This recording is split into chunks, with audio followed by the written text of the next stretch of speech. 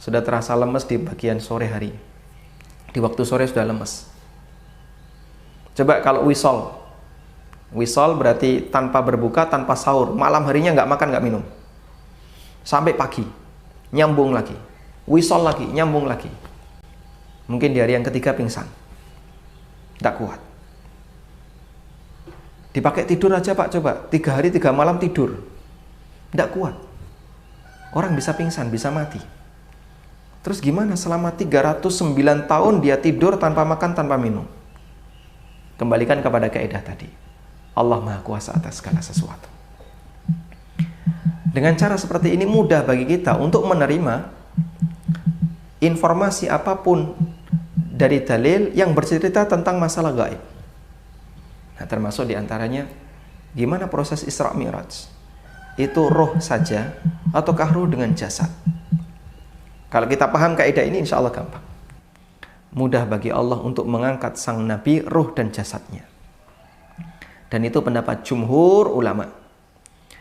Meskipun ada sebagian yang berpendapat bahwa Rasulullah SAW di Isra Mi'rajkan oleh Allah Ta'ala hanya dengan ruhnya saja. Dan jasad beliau ada di Mekah. Sementara ruh beliau yang dipindahkan oleh Allah dari Mekah ke Baitul Maqdis, kemudian naik ke Sidratul Muntaha.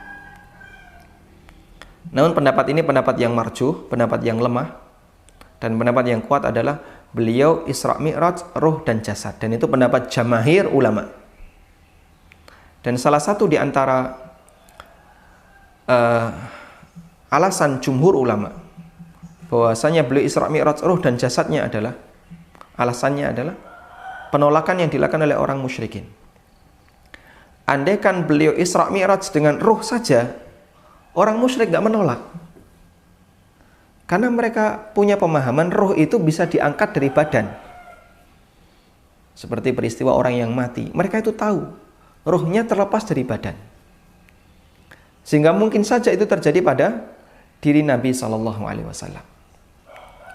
Penolakan itu terjadi ketika jasad beliau berpindah dari Mekah ke Baitul Maqdis, kemudian naik ke Sidratul Muntaha hanya dalam waktu yang sangat singkat. Tidak sampai 1 malam. Karena masih ada sisa-sisa malam yang di awal dan di akhir yang itu tidak kena peristiwa Isra Mi'raj.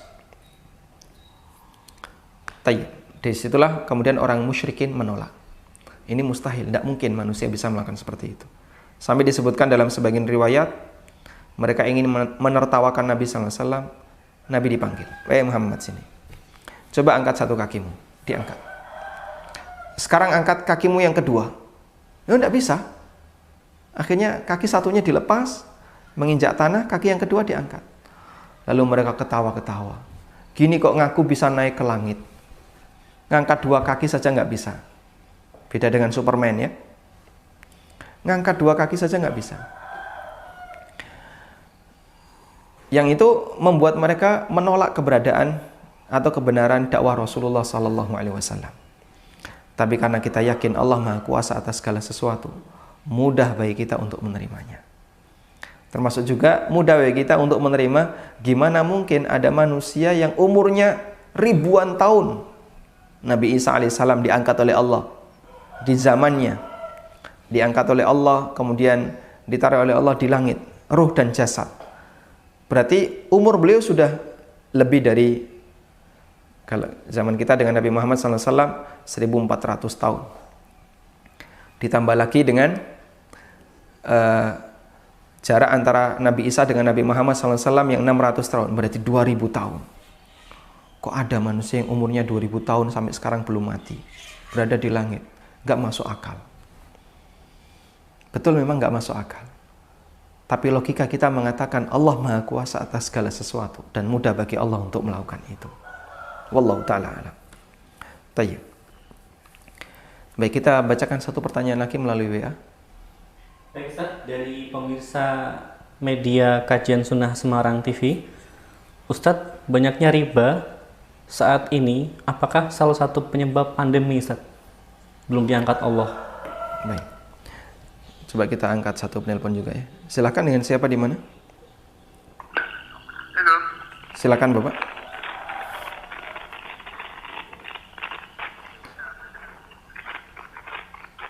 Silakan, Anda sudah terhubung. Oh iya, ini mau melanggan pertanyaan Pak. Silakan, Pak. Halo? Silakan. Oh iya. Ini Pak, mengenai Pak hutang dengan bank. Saya sudah melakukan hutang dengan bank senilai 100 juta dan sudah mencicil sehingga nilainya menjadi 100 juta. Kemudian mengajukan ke bank untuk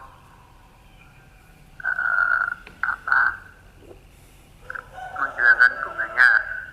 Baik. Dan akan kalau dihitung itu utang 100 juta itu kemudian di dalam 10 tahun menjadi 200 juta. Tapi setelah 5 tahun itu kan sudah tertutupi 100 juta. Kemudian kita sedang ke bank mengajukan untuk menghilangkan ribanya, yaitu yang 100. Baik, cukup Bapak? Cukup Pak. Baik. Terima kasih, Pak.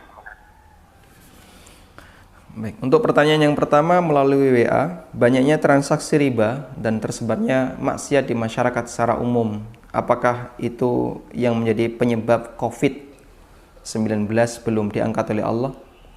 Wallahu alam. Bisa jadi demikian. Intinya begini. Setiap musibah yang melanda manusia, maka ada dua fungsi di sana. Pertama, sebagai hukuman bagi dosa yang dilakukan oleh manusia. Yang kedua, sebagai ujian bagi hamba Allah yang taat agar takwanya semakin bertambah, agar derajatnya semakin tinggi di sisi Allah Subhanahu wa taala. Karena itu, sering orang bertanya, musibah itu ujian ataukah hukuman? Jawabannya dua-duanya. Ujian bagi orang yang saleh sehingga derajatnya semakin tinggi di sisi Allah. Dan yang kedua, hukuman bagi orang yang jahat, orang yang zalim, tukang maksiat. Bagi orang jahat yang muslim, maka itu menjadi kafarah bagi sebagian dosanya. Bagi orang jahat yang kafir, orang zalim yang kafir, maka itu akan menjadi hukuman yang disegerakan oleh Allah untuknya. Dan Allah Subhanahu wa taala berfirman, "Wa ma asabakum min musibatin fabima kasabat aydikum." Tidak ada satupun musibah yang menimpa kalian kecuali disebabkan karena perbuatan dosa yang dilakukan oleh tangan kalian. Sehingga adanya musibah COVID, adanya musibah penyakit-penyakit yang lain, termasuk jatuhnya ekonomi dunia dan seterusnya, itu sebabnya adalah karena perbuatan maksiat yang dilakukan oleh manusia.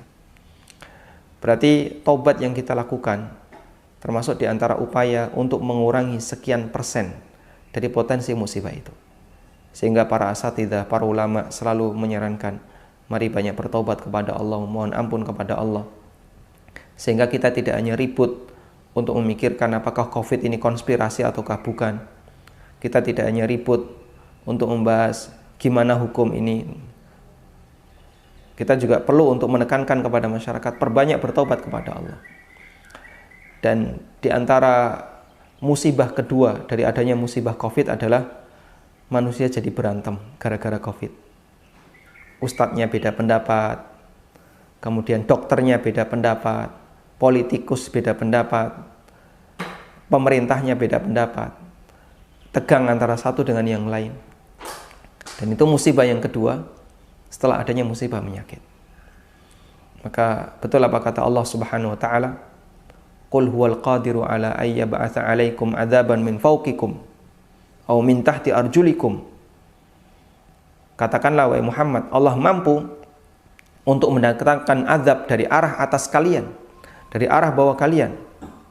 Aw yaj'alakum syi'an wa yudhiku ba'dukum ba'sa ba'din. Atau Allah jadikan kalian berkelompok-kelompok sehingga satu sama lain saling mendolimi. Kalaupun tidak dalam bentuk kedoliman fisik, minimal kedoliman yang menyakitkan hati. Ada banyak video orang berkelahi gara-gara COVID. Di negara yang lain chaos, ya, terjadi penjarahan gara-gara COVID. Dan itu musibah yang kedua karena pengaruh musibah yang pertama. Karena itu pandai-pandailah dalam memposisikan diri, jangan sampai musibah yang kedua ini menjadi musibah, jangan sampai musibah COVID ini menimbulkan musibah yang kedua bagi kita. Kalau terjadi perbedaan pendapat, jangan terlalu jauh ikut campur. Lebih baik banyak diam dalam masalah ini dibandingkan berkomentar, namun ternyata komentar kita membuat orang lain sakit hati atau membuat orang lain jadi tidak nyaman dengan kita. Kemudian mengenai utang bank, jawabannya sama seperti yang tadi kita sampaikan. Ada pertimbangan dunia dan ada pertimbangan akhirat. Kalau Bapak sudah mengajukan permohonan agar bunganya dihilangkan, tapi pihak bank tetap memaksa agar itu dibayar, dan bahkan mereka memberikan ancaman, akhirnya Anda mengalah. Ya sudah, Anda berikan, di posisi Anda tidak ridho, Anda terpaksa, dan sampaikan kepada mereka, nanti saya tagih di akhirat. Sehingga Anda tidak mau ribut berurusan dengan pengadilan, ribut berurusan dengan pengacara misalnya. Akhirnya Anda sudah tidak punya kekuatan apapun untuk membela diri. Bank mintanya hanya pokoknya bayar dan bayar. Kalau tidak, nanti barangnya akan disita. Maka di posisi ini, Anda sudah tidak bisa memperjuangkan dari sisi dunia, maka yang Anda perjuangkan adalah dari sisi akhirat. Wallahu ta'ala alam. Semoga apa yang kita bahas bermanfaat, dan kami mohon maaf barangkali ada penelpon yang sudah masuk namun belum bisa kami layani. Demikian pula pertanyaan melalui WA. Semoga Allah Ta'ala memberikan keberkahan dari kegiatan yang kita lakukan. Wassallallahu ala nabiyyina Muhammadin wa ala alihi wa sahbihi wa sallam. Wa akhiru da'wana anil hamdulillahi rabbil alamin. Wassalamualaikum warahmatullahi wabarakatuh.